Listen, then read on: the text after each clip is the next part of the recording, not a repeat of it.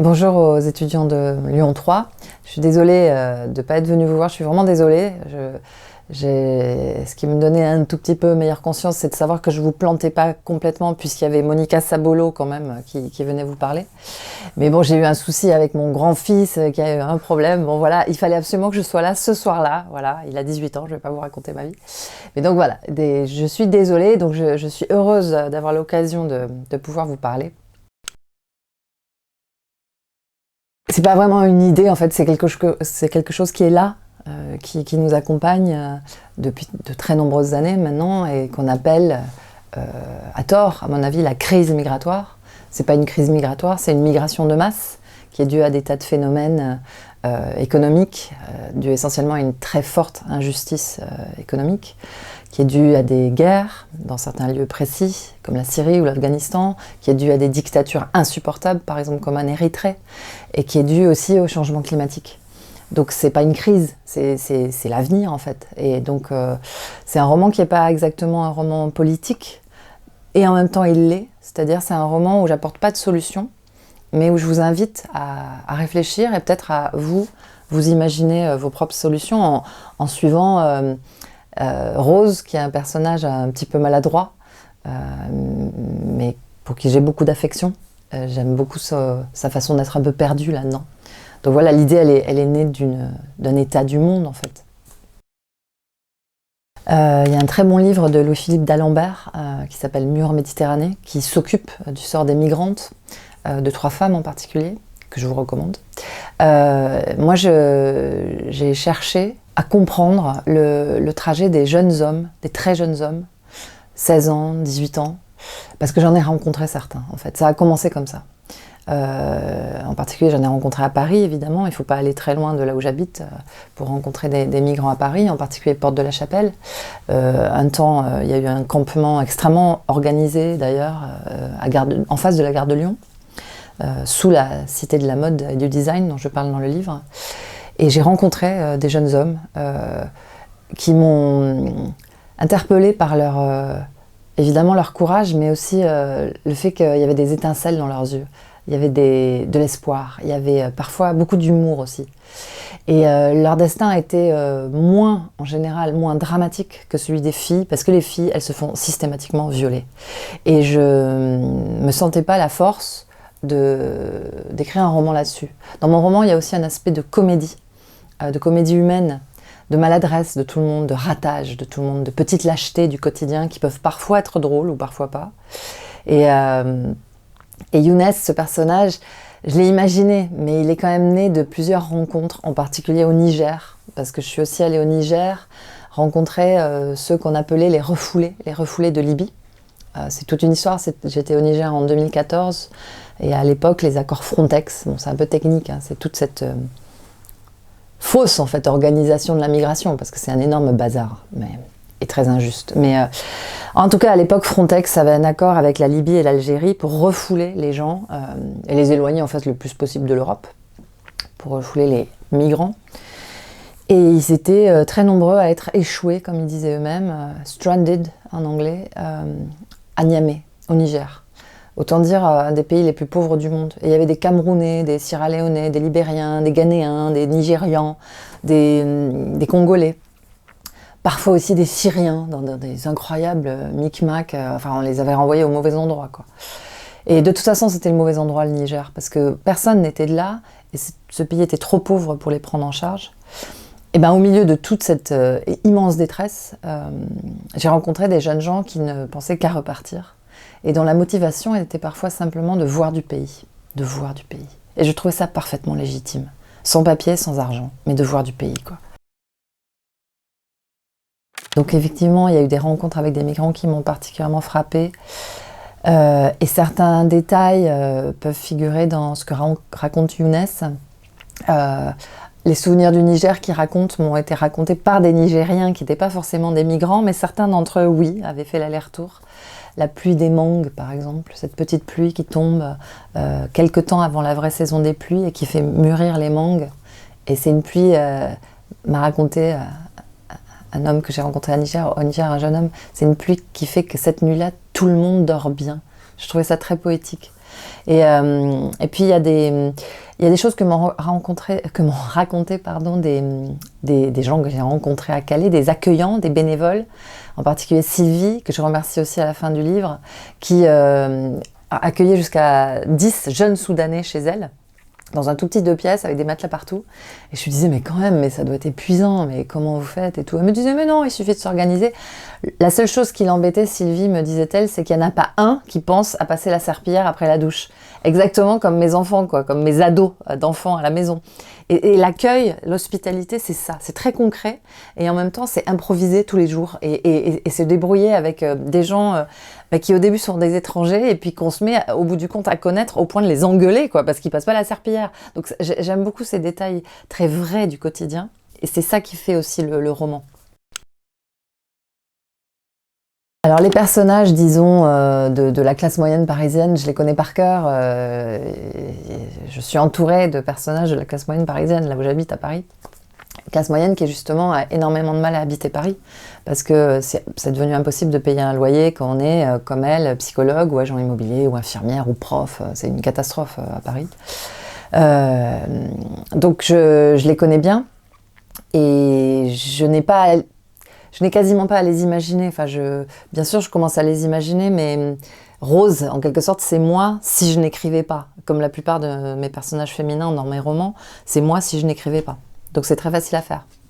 En revanche, Younes, j'ai eu beaucoup plus de mal à le trouver. D'abord parce que j'avais des problèmes éthiques, moraux, si vous voulez. C'est que je m'étais entretenue avec une bonne 50aine de migrants, décidément j'aime pas ce mot, mais bon, de voyageurs comme ça, au Niger, au Cameroun, au Congo, et puis à Paris, et puis finalement à Calais. Calais, ça a été un voyage déterminant pour le roman, bien sûr. Et j'avais comme ça une 50aine de grands témoignages. Je pouvais pas en choisir un seul et laisser tomber tous les autres. Et je pouvais pas non plus fabriquer une sorte de pantin avec des bouts de tous ces témoignages. Enfin, je trouvais ça moralement désastreux en fait. Pas juste littérairement non plus. Et finalement, enfin, j'ai beaucoup bataillé pour trouver Younes. Et la littérature, c'est aussi fait de ce qu'on vit, c'est fait de ce qu'on imagine, mais c'est aussi fait de tous les grands mythes qui nous précèdent et de tous les grands livres aussi. Et j'ai pensé à Jonas. Jonas, le prophète, qui appartient aux 3 monothéismes, qui est une figure très méditerranéenne, vraiment, elle est présente partout en Méditerranée. Jonas, c'est celui qui perd tout espoir, qui est avalé par la baleine et qui est recraché sur le rivage. Et il est beaucoup plus valide pour symboliser les migrants, si vous voulez, que Ulysse, dont on nous rebat un peu les oreilles. Parce que Ulysse, certes, il dérive en Méditerranée pendant 10 ans, ce qui n'est pas du tout ce que font les migrants d'ailleurs, hein, sur l'eau. Ils essaient au contraire de traverser le plus vite possible. Et ensuite, Ulysse, il a gagné la guerre. Et il part victorieux, en fait. Et il se perd en Méditerranée. D'ailleurs, il s'amuse bien aussi. Hein. Il couche avec Circé, il couche avec Calypso. Enfin bon, c'est pas du tout valide pour les migrants. Et or, j'ai vu plein de pièces de théâtre ou de romans ou d'articles de journaux aussi qui reprenaient Ulysse. Et moi-même, ça me déroutait. Enfin, ça m'emmenait dans une mauvaise direction, Ulysse. C'est quand j'ai pensé à Jonas et à la baleine. Et Jonas, c'est Younes en arabe. Et tout à coup, il s'est incarné. Enfin, il y a un côté très, très intuitif hein, quand on écrit. Tout n'est pas très réfléchi. Et tout à coup, je l'ai eu, ce personnage. Et là, j'étais... le livre est reparti, quoi, grâce à lui, grâce à Jonas, Younes. Est-ce que je suis un témoin? Non, je suis une romancière. Il y a une grande part de fiction dans mon roman. Il est fait de choses dont j'ai été témoin. Il n'y a pas de féminin à témoin d'ailleurs, mais dont j'ai été témoine. C'est peut-être la moitié du livre. L'autre moitié, c'est que ce que j'ai vu, à Calais en particulier, m'a paru tellement dingue, tellement irrationnel, qu'en fait, à un moment, je me disais, mais pour que ces jeunes gens réussissent à passer, c'est le terme qu'ils emploient, ils tentent et ils passent. Et ils tentent autant de fois qu'il faut pour passer. Et je me disais, mais il n'y a plus que la magie, en fait. Comment ils peuvent passer? Mais ça me paraissait dingue. Donc j'étais dans cette station-service de la zone industrielle de Calais, que je décris dans le livre, qui me paraissait comme une sorte de spirale dingue de camionneurs, de flics et de gendarmes, et de migrants, enfin de candidats au passage, quoi. Et moi, planquée dans une bagnole, enfin j'étais là dans ma voiture, quoi, c'était une station-service, et en même temps je voyais bien que j'avais rien à y faire. Et donc les candidats au voyage attaquaient en fait un camion par l'arrière. Il y avait un passeur qui faisait casser la serrure, ça vaut 500 €. Ou alors ils se débrouillaient eux-mêmes. Ils entraient en masse dedans. C'est une catastrophe absolue pour les camionneurs. J'ai même pas eu le temps tellement de développer dans le livre. J'ai même pas le temps non plus, mais il faudrait faire un livre entier sur les camionneurs. Et les flics arrivent, ils sortent tout le monde, plus ou moins violemment. Enfin, j'ai assisté à toutes sortes de scènes, quoi. Et parfois, il y en a un qui reste planqué au fond. Et ensuite, une fois qu'il arrive à rester planqué au fond, on ne sait même pas trop comment, il faut qu'il passe tous les contrôles, donc à la chaleur, à l'oxygène, au miroir, au chien, et parfois les contrôles inopinés des douaniers qui ouvrent, quoi. Et aussi aux caméras qui voient la nuit. À un moment, je me disais, mais c'est des passe-murailles, quoi, les mecs. Comment ils y arrivent? Il y en a en moyenne un par nuit qui y arrive, quoi. À l'époque où j'y étais à Calais. Et à l'époque où j'étais à Calais, c'était après la dite jungle, et il restait à peu près 800 personnes qui essayaient de passer. Un par nuit, quoi. Comment ils faisaient? Et c'est là que le roman, dans ma tête, est parti vers une zone légèrement, très légèrement fantastique. C'est peut-être que dans la tête de Rose, hein, où elle pense que c'est à force de télépathie, quoi, qu'elle le fait passer, et puis de ce qu'elle a dans les mains. Parce qu'elle lui a aussi donné 4000 €, hein, donc ça suffit pour un passage, normalement. Mais je me suis dit, mais comment concrètement ils arrivent à passer, quoi? La part de moi-même qui est dans le livre, pour être très honnête, c'est mon désarroi. C'est-à-dire que j'ai parlé avec toutes sortes de gens de la migration de masse, et y compris des bénévoles, souvent anglais, qui font partie des militants, souvent anglais qui font partie de No Borders, qui ont en général votre âge, et qui sont dans une utopie magnifique d'abolition totale des frontières. Mais je vois pas comment on fait, quoi. Dans l'état actuel du monde, je vois pas comment on fait. Et en même temps, l'idée, elle est évidemment magnifique. Et vue de la planète, je sais pas, Uranus, enfin, s'il y a des gens là-haut qui nous regardent, ils doivent se dire, mais les terriens font absolument n'importe quoi. C'est une évidence. C'est une évidence qu'il faut abolir les frontières. Juste ça, je sais pas comment on fait, quoi. Donc j'ai parlé avec toutes sortes de gens. J'ai aussi parlé avec quelques personnes qui étaient vraiment fascistes de mon point de vue, enfin qui étaient très violemment opposées à l'arrivée de toute personne étrangère, pour le dire vite. Et entre toutes ces opinions, moi j'étais un peu au milieu, c'est-à-dire que je pense que l'hospitalité, il n'y a rien de plus beau. Le droit de la mer, il faut absolument le conserver. Comme citoyenne, j'ai pu faire des actions. J'ai même accueilli un enfant sans papier. Je ne sais pas pourquoi on dit migrant aujourd'hui. À l'époque où je l'ai accueilli, il était sans papier. Bon. Les mots sont idéologiques, hein. Migrants, ça les maintient en migration. Ça leur interdit d'atterrir. Quand j'étais petite à l'école primaire, les Français qui n'étaient pas nés en France, on les appelait des immigrés. C'était comme ça qu'on disait. Alors c'est devenu des migrants maintenant. Ils sont en l'air comme ça. Ils peuvent pas migrer. C'est un participe présent. C'est très important, migrants. À Calais, les bénévoles les appellent plutôt des exilés. Donc ce que j'ai mis de moi, c'est mon indignation. C'est évident, mon indignation devant cet état de la planète et des politiques, quoi. Mais après, je suis quand même dans le désarroi. C'est-à-dire, je sais pas, là, aujourd'hui, en 2019, quelle est la solution? Et j'ai ma peur aussi. L'avenir me fait peur. Et en même temps, je suis une incorrigible optimiste. Donc je ne sais pas très bien ce qu'il faut faire concrètement. J'ai fait mes petites actions à moi, mais c'est tellement dérisoire, quoi. Donc Rose, c'est ça. Rose, en grande partie, c'est moi. C'est moi un peu paumée, un peu maladroite, qui n'écrit pas. C'est-à-dire, elle n'a même pas cette forme d'action que j'ai. Parce que je crois qu'un roman, j'espère toujours un peu que les romans, ils ne peuvent pas changer le monde, mais ils peuvent faire réfléchir les lectrices et les lecteurs. Et ça, c'est déjà très important, quoi. Je suis une femme engagée, je suis une citoyenne engagée. Je suis d'ailleurs la marraine de plusieurs associations très variées, dont une qui est très connue qui s'appelle Bibliothèque sans frontières. Hein, j'ai quand même aussi cet idéal-là. Je suis engagée comme femme, je suis féministe. Je vois même pas comment on peut ne pas être féministe. Dans mes romans, par contre, je préfère laisser les questions ouvertes pour vous les adresser. Je ne vous inflige pas de leçons, je ne suis pas une pamphlétaire. Mes romans ne sont pas des discours.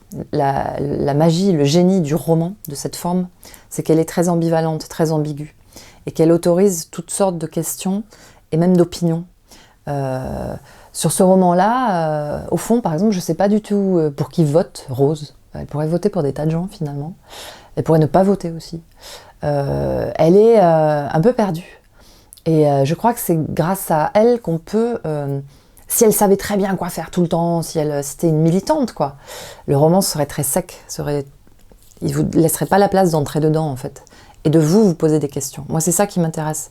On parlait d'Ulysse. Moi, je pense que depuis Homère, ça fait quand même 2800 ans, il y a 5 histoires. Il y a l'amour et le voyage, ça c'est l'Odyssée, c'est Ulysse. Il y a la guerre et les dieux, ça c'est l'Iliade. Et il y a la métamorphose. Alors elle est partout. Bah, l'amour, les voyages, la guerre, les dieux, la métamorphose, franchement, ça couvre tout le champ du littéraire. C'est juste qu'aujourd'hui, il faut poser les questions aujourd'hui, de façon contemporaine. Et le roman est très souple avec ça. Et donc, il faut inlassablement raconter les mêmes histoires, mais aujourd'hui. J'écris depuis l'âge de 6 ans, c'est-à-dire depuis qu'au cours préparatoire, on m'a vraiment donné les moyens de former les lettres, quoi. J'ai toujours voulu écrire et j'ai eu la chance d'être publiée assez jeune, à 27 ans. Et en même temps, ça faisait 20 ans que je l'écrivais, en fait, ce livre. J'ai mis beaucoup de temps à aboutir à ce premier roman qui s'appelait Truisme et qui a été accepté par 4 éditeurs, donc j'ai eu de la chance. Et en même temps, je suppose que le livre, en 1996, parlait de son époque, enfin, c'est un livre qui a eu beaucoup d'impact à l'époque. Vous étiez pas né, je crois, non? Et ouais. Et voilà, donc pour moi, le parcours n'a pas été trop douloureux ou trop long. J'écris et je suis publiée depuis longtemps, voilà. Qu'est-ce qui m'a appris ce roman sur moi-même et sur l'écriture? Que c'était décidément très très très difficile d'écrire. Et que c'est pas parce que j'ai écrit plein de romans que je sais écrire le suivant. Et d'ailleurs, j'écris toujours le livre que je ne sais pas écrire, parce que sinon je m'ennuierais. C'est un roman qui m'a donné beaucoup de mal. Normalement, j'écris mes romans à peu près 18 mois. Celui-là, j'ai mis 5 ans. Je l'ai commencé en 2013 quand même. Et j'avais des problèmes surtout, j'en ai déjà un peu parlé, mais éthiques. Je me disais, mais quel droit t'as de parler de ça? Enfin, et en même temps, mais j'avais le devoir d'en parler. Parce que j'ai rencontré beaucoup de gens aussi, parmi ces migrants qui me parlaient, par exemple, des gens qui concrètement ne savent pas écrire. Et qui me demandaient d'écrire leur histoire. Et d'ailleurs, les histoires les plus douloureuses, je les ai publiées dans le journal Libération et dans la revue 21. Parce qu'il y avait des histoires qui étaient tellement fortes que je ne pouvais pas les laisser comme ça, sans les publier en fait. J'ai la chance de pouvoir publier, mais il y a des moments où ça se transforme en devoir, en mission, pour donner la parole aux gens qui ne l'ont pas, justement. Et c'est pour ça que j'ai mis beaucoup de temps à trouver ce personnage de Younes, parce que je me disais, mais je peux pas parler à sa place, je peux pas inventer de toute pièce une parole de migrant, c'est pas bien, ça va sonner faux en plus. Donc j'ai vraiment mis beaucoup de temps à l'inventer, grâce à tous les gens qui m'ont parlé, et puis au personnage de Jonas, au personnage mythique de Jonas, qui est vraiment la figure de la perte totale d'espoir, et quand même de toucher un rivage, quoi. Je le vois tout mouillé comme ça, arrivant au bord, c'était ça, tout à coup j'avais Younes.